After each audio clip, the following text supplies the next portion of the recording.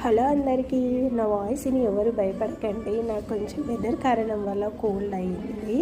ఇక కార్తీక మాసం వచ్చింది కదా అని చెప్పి నేను నర్సరీ ట్రీ ప్లాంట్కి వెళ్ళాను. ఇంట్లో ఉన్న తులసి కోట ఖరాబ్ అయిందని కొత్తది తీసుకుందామని అక్కడికి వెళ్ళిన తర్వాత అక్కడ రేట్లు అడిగితే చిన్న తులసి కోట 400, నేను పట్టుకున్న తులసి కోట మాత్రం 800 అంట. రేట్లు మాత్రం బగ్గుమనేలా చెప్తున్నారు.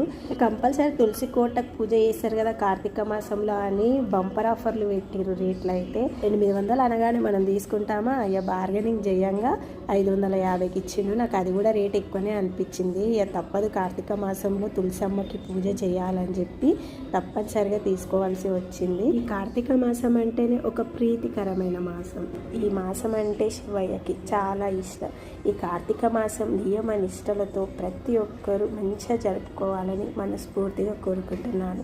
కార్తీక మాసం చేసిన వాళ్ళకి చేయని వాళ్ళకి కూడా ఆ శివయ్య ఆశీస్సులు ఎప్పుడూ ఉండాలి.